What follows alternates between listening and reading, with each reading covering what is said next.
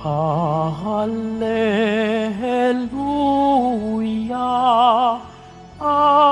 hallelujah, hallelujah, hallelujah.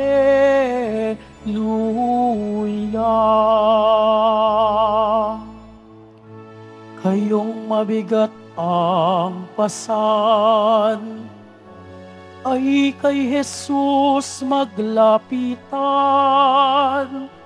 upang kayo'y masiyahan. Hallelujah, hallelujah, hallelujah,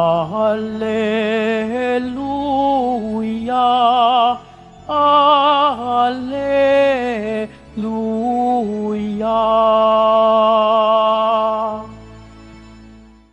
Sumainyo ang Panginoon. At sumaiyo rin. Ang mabuting balita ng Panginoon ayon kay San Mateo. Papuri sa iyo, Panginoon.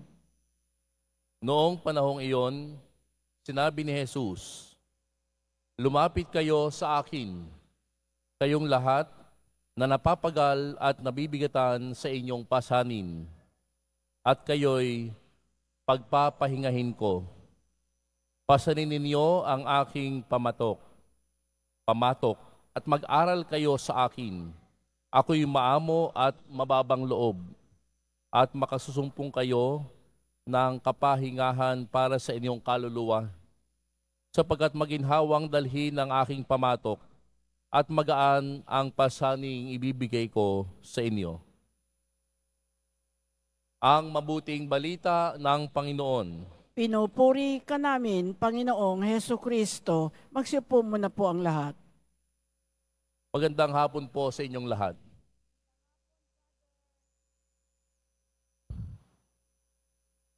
Habang tayo ay lumalapit at sumusunod sa ating Panginoong Hesus, hindi lamang niya tayo inuutusan na gumawa, kumilos, mangaral, sumunod, subalit si Jesus, tinuturuan din niya tayong manatili sa Kanya. Damhin ang kapahingahan sa piling niya. Manatili sa Kaniyang presensya. My dear sisters and brothers, mayroong isang kilalang personalidad. Siya'y abalang-abala sa mga gawain. Subalit isang araw ay nakaramdam siya ng numbness, para bang nangimay ang kanyang kalahati ng katawan. At siya ay nagdadrive. Habang siya ay nagdadrive, siya ay tumigil sa isang gasolinahan at kanyang tiningnan na kanyang sarili kung anong dahilan. Nahihilo siya at ang kalahati ng katawan ay parang paralisado. Noong mabatid niya na parang may mali, agad siyang bumalik sa kanyang sasakyan upang dalhin ang kanyang sarili sa ospital. At noong madala siya sa ospital, doon nadiskubre na nagkaroon ng pagdurugo sa kanyang utak.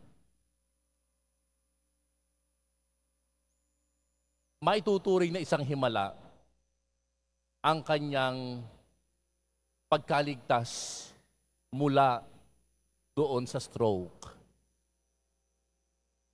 Siguro kung na-late pa ang pagpunta niya sa ospital, masasabi nating hindi aabot. Subalit, noong siya ay makausap na, noong siya ay nasa rehabilitation na, ang kanyang agad na sinabi ay, tunay ngang mabuti ang Panginoon. Tunay na mabuti ang Panginoon.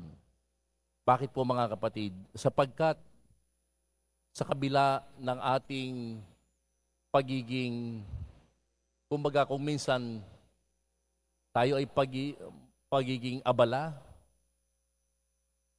ang Diyos minsan ay pinapaalalahanan tayo, oo, magandang gumawa ng mabuti at sumunod sa akin. Subalit, ang pamamahinga sa piling ko ay isa ring mabuting gawain. Kaya nga po, lalo na tuwing araw ng linggo, iniimbita tayo. Yes, marami tayong gawain, subalit we have to spend time with the Lord. Hindi lamang sisimba, hindi lamang mamamahinga, kundi makikinig sa Kanya. Sa ating Ebanghelyo mga kapatid, ang Panginoong Hesus ay nag-aanaya sa atin na ang pagsunod naman talaga sa Kanya ay walang pinipiling edad, walang taong pinipili o kalagayan sa buhay. Tayo'y inaaniyahan ng Panginoong Hesus na lumapit sa Kanya. Lahat kayong naririto, lumalapit sa Kanya. Lalo na sa mga panahon na tayo ay napapagod. Mga kapatid, okay lang na isuko sa Diyos pag hindi mo na kaya. Okay lamang na sabihin mong, Panginoon, pagod na ako. Sapagkat anuman ang pagod at bigat sa ating loob, alam natin kung gaano ito naiintindihan at naunawaan ng ating Panginoong Hesus. Sapagkat ang Kanyang pagbubuhat ng krus, ito ay paalala sa atin na anuman ang ating karanasan sa pagkapagod at sa pagkabigat ng ating loob, unang nagmahal, umalalay, at dumamay ay siya mismo. Huwag kang susuko kapag pagod ka na. Huwag kang titigil kapag pagod ka na. Mamahinga ka sa piling ni Jesus. Maraming beses tayo sa ating buhay nakararanas ng matinding pagod. Hindi lamang physical, minsan nga po emotional, minsan spiritual. At sa ganitong pagkakataon mga kapatid, si Jesus ay nag-aalok ng kapahingahan. Mamahinga ka. Lumapit kayo sa akin, kayong lahat na napapagal at nabibigatan sa inyong pasanin, at kayo'y pagpapahingahin ko. Pasanin ninyo ang aking pamatok. Ang pamatok po, alam naman natin, ito'y isang kasangkapan na ginagamit, inilalagay po usually sa mga kalabaw kapag nag-aararo. Ang pamatok ni Jesus po ay simbolo ng Kanyang turo at gabay. Ikaw ba'y napapagod? Manatili ka sa akin. Gagabayan kita at tuturuan kita. Mga kapatid, kapag tayo ay sumusunod kay Jesus at naisasabuhay ang Kanyang aral, ang bigat ng ating mga problema at suliranin ay gagaan sapagkat kasama natin si Jesus sa pagbubuhat ng ating krus. Kaya sa misang ito mga kapatid, may paalala si Jesus. Hayaan mong buhatin ko ang bigat ng pamatok mo. Hayaan mong damayan kita sa problema mo. Hayaan mong ang pagod mo ay pawiin ko.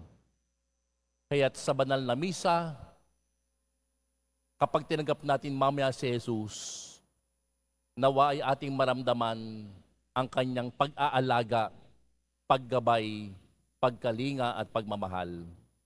Sapagkat kay Jesus, makasusumpong tayo ng tunay na kapahingahan. Amen.